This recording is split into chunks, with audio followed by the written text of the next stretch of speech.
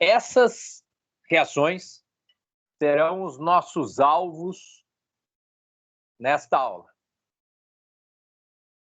Vamos ver o verdadeiro método para se balancear uma reação redox, começando por esse primeiro exemplo.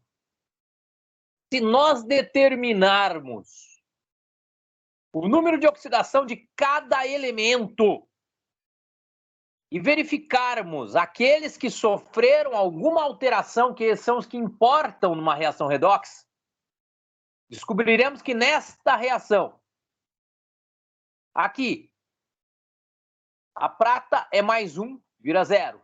O alumínio é 0, vira mais 3. Então, o alumínio oxidou, a prata reduziu. Quem reduz o NOx sofreu redução. Quem aumenta o NOx sofreu oxidação. Muito bem, então eu faço aquilo que acostumou-se na história da química a se chamar ramais. Esse vermelho é o ramal da redução e o azul é o ramal da oxidação. Muito bem, olha aí, o alumínio oxidou, a prata reduziu. Deixando claro que um metal, ele também reduz, assim como um ametal também oxida. Depende da reação. E agora acompanhem comigo. Se um cara oxida, pensa comigo, se ele oxida, oxidar é dar elétron. Ele não dá elétron à toa. Uma coisa ocorre na natureza porque teve uma explicação, né, gente? Se um cara dá elétron é porque tem alguém querendo elétron. Se um átomo dá elétron, é porque um outro átomo que tem forte desejo por elétron está passando perto dele e querendo receber elétron. Então, aquele cara que dá, ele provoca que alguém receba. Ele é o agente, é aquele que provoca a redução. Se um cara recebe, ele provoca que alguém dê para ele o que ele quer receber. Então, aquele cara que sofre redução é o agente oxidante. O cara que sofre oxidação é o agente redutor. Aqui entra o verdadeiro método do balanceamento redox, meu. Acompanhe comigo aqui. Existe a oxidação e existe a redução. São processos separados. E você deverá indicá-los como reações separadas.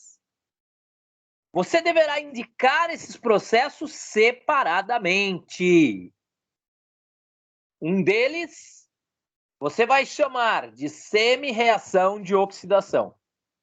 O outro deles, semi-reação de redução.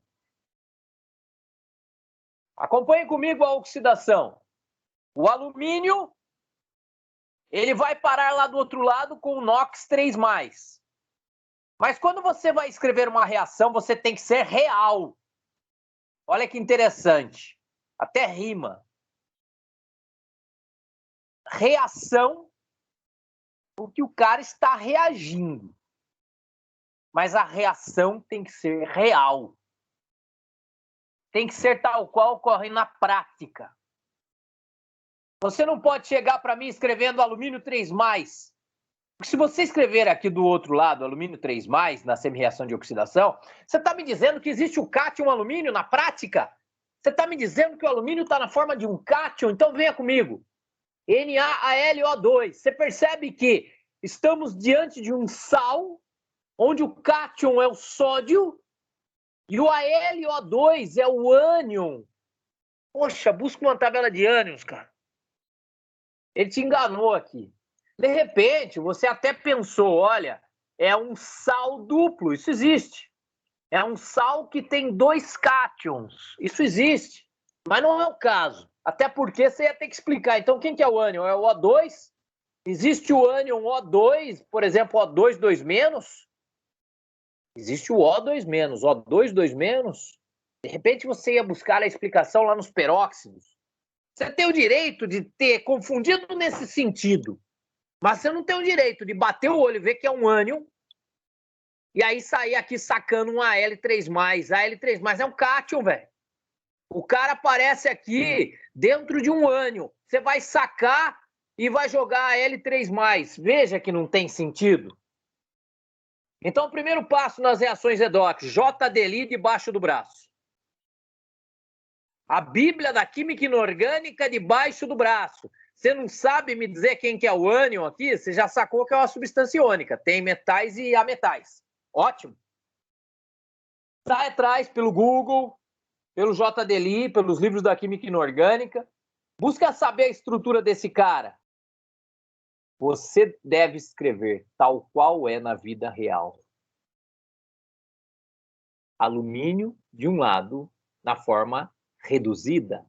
Repare como é isso, gente. Quando um metal está na forma reduzida, também conhecida como forma metálica, nós escrevemos um 0 para realçar isso. Olha que interessante. Isso é norma da química. Do outro lado, o alumínio está dentro de um ânion, então escreva o ânion bonitinho do jeito que ele é. A partir daí, então você vai fazer o seguinte. Você vai olhar e vai ver que o alumínio, ele sofre aqui oxidação. E oxidar é dar elétrons. Então, na semi-reação de oxidação, os elétrons têm que estar do lado dos produtos, que é o que se representa na química quando você quer representar que alguma coisa é dada, seja energia, seja elétron. Você está dando elétron, coloque isso do lado dos produtos. Veja que o alumínio é um fornecedor de elétrons, ele produz elétrons nessa reação. Cada átomo de alumínio, 3 elétrons. Isso aí é importante, cara. Se aparecesse mais um, ia virar 6 elétrons. Para aí e só observe uma coisa. Cara, você vai chegar, meu, vai falar para mim, se eu tivesse escrito a L3+, tava tudo certo aqui. Viu como esse professor é burro? Viu? Nesse caso, o professor não foi burro. Todo mundo é burro alguma hora, mas nesse caso não foi, o professor foi burro. Porque se eu escrever a L3+, não vai resolver porcaria nenhuma, não. Eu vou falar uma mentira. Então eu tenho sim um problema. Eu tenho oxigênio de um lado e não tenho do outro. E como é que eu vou resolver isso? Aí nós vamos abrir a cortina daqui a pouco. Mas antes, deixa eu falar semi-reação de redução. Essa ficou fácil. A prata sai de prata mais. Eu posso escrever prata mais? Posso, porque é sulfeto de prata. E todos os sais, todas as substâncias iônicas, você joga o cara na água, o cátion se separa do ânion. Então existe a espécie química Ag+. Isso é verdadeiro e ocorre aqui. Ocorre. Você vai falar para mim, nossa, mas é pouco solúvel. Tudo bem. Pouco, mas existe um pouquinho que vira Ag+. Então eu posso dizer que existe a espécie Ag+ aqui. E do outro lado, a prata está como Ag0, ninguém duvida disso. Portanto, cada prata mais recebe um elétron, vira Ag0. Professor, mas lá em cima tem duas. Esquece lá em cima. A semi-reação, você escreve da forma mais simplificada possível. Se der para escrever para um único átomo, você escreve para um único átomo. Depois é que vem o balanceamento lá em cima. Vamos lá. A semi-reação de redução foi fácil de fazer, já sai balanceada. Já existe aqui o balanço chamado balanço de massa. A quantidade de átomos igual. Como é que se resolve a semi-reação de oxidação? Abrindo as cortinas. O que podemos usar no balanceamento para resolver os casos omissos? Podemos usar H+, OH- ou água. Mas em que situações, professor? Se eu estiver no meio ácido, você sabe que um meio ácido é cheio de H+. Um meio básico é cheio de OH-. E água, seja um meio ácido ou um meio básico, na fisicoquímica do ensino médio, do vestibular, é sempre no meio da água. E, logicamente, que há estudos em outros solventes, mas não é nosso caso. Problema resolvido, então. Repare que do lado dos reagentes esse meio é básico, do lado dos produtos o meio é ácido. Você tem que reparar por quê. Você vai olhar para os reagentes e vai ver que tem uma base lá no meio, base termina com OH, você tem que lembrar disso. E do lado dos produtos, nitidamente, tem o ácido sulfídrico, então temos um ácido. Então, repare, eu posso usar OH- nos meios básicos e H+ no meio ácido e água em qualquer meio. Do lado dos reagentes, eu posso colocar OH-. Do lado dos produtos, eu posso pôr H+, e água dos dois lados. Reagentes, meio básico. Produtos, um meio ácido. Fique esperto com isso e vamos adiante. Olha como é que eu fiz para resolver o problema. Eu tenho 2 oxigênios do lado dos produtos. E do lado dos reagentes, eu preciso balancear isso. Eu preciso ter 2 oxigênios também. E o que eu posso usar? Posso usar água ou OH-. Por que eu escolho usar OH-? Porque tem menos átomos. A água tem 3 átomos. O OH- tem 2 átomos só. Você escolhe sempre envolver menos átomos. Se H+ resolvesse a parada, usava só H+. Mas só pode usar esses 3 caras nos balanceamentos de semi-reações. Isso é algo muito importante que você tem que ficar atento, tá? Então, agora surgiu um novo problema. Eu acertei a quantidade de oxigênios, mas eu agora tenho 2 Hs do lado dos reagentes e nenhum do lado dos produtos. Mas no lado dos produtos, que é um meio ácido, eu posso usar H+ para efeito de balanceamento. Eu preciso de 2 Hs do lado dos produtos. É justamente 2 H+ resolve o problema. E aí sai o balanceamento da semi-reação de oxidação. Olha que bonito. É assim que você obtém uma semi-reação Zika. As mais simples já saem prontas. Mas para que tudo isso, meu Deus do céu? Porque há uma coisa chamada potencial de uma reação. E o potencial é fundamental nos estudos da eletroquímica. E como é que se obtém o potencial eletroquímico de uma reação? Somando-se o potencial da reação de oxidação com o potencial da reação de redução. Se você não sabe montar as semi-reações, você não sabe dar o potencial. Mas o cara, para usar uma tabela de potencial, ele tem que saber qual é a semi-reação dele. Porque a tabela de potenciais, ela traz semi-reações. Então, você tem que saber de que semi-reação você está falando. Quando você vai na tabela de potenciais, a sua semi-reação de oxidação, você vai pegar o potencial de oxidação dela. A sua semi-reação de redução, você vai pegar o potencial de redução dela. E aí, veja só o que vai acontecer. Você vai buscar numa tabela de potenciais o potencial desta reação. E você verá que lá nas tabelas de potenciais, os caras não são mané, os caras que fazem as tabelas. Então as tabelas trazem OH-, trazem o H+, trazem o balanceamento perfeito da semi-reação. Se você chegar lá com a L0, que virou a L3+, você vai levar uma bica, você vai achar o potencial da reação errada. A reação é essa. Sabe a reação a L0 que vira a L3+? É outra reação, não tem nada a ver com essa, o potencial é outro, aí você erra o exercício. Entendeu onde é que está o maior erro da história? E depois de tudo isso, professor, daí como é que eu faço para achar o balanceamento lá em cima? A questão, em primeiro lugar, o balanceamento lá em cima é algo que existe o método geométrico. Você chama de X, W, Y, Z, monta um sistema de equações e resolve. Se isso fosse o problema, não precisava de eletroquímica. O balanceamento lá em cima, você faz às vezes por balanceamento tentativa e erro, mas num caso assim que é mais complexo, bastaria usar o método algébrico, é super legal, é gostoso de fazer. Você faz um sistema de equações e resolve. Não precisa nem de matrizes. Sabe? É um negócio que, assim, sexta série. Mas a eletroquímica não existe para isso, meu. Você falar, professor, então esse método não leva ao balanceamento? Leva sim, leva sim. Por quê? Porque nós veremos, numa aula posterior a essa, como é que se sai das semi-reações para o balanceamento da reação geral, que é o nome da reação que fica lá em cima. E não vai ser agora. Eu te apresentei aqui o conceito do potencial de uma reação, representado por E0, um E maiúsculo com zero. Esse zero significa um potencial medido em condições padrão.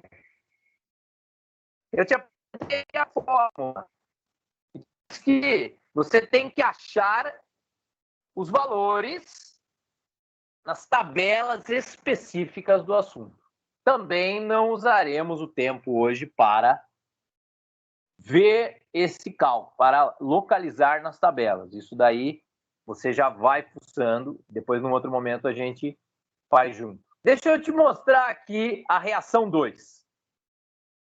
Rapidamente agora, eu vou usar aqui 8 minutos para mostrar essa reação e encerrar essa aula.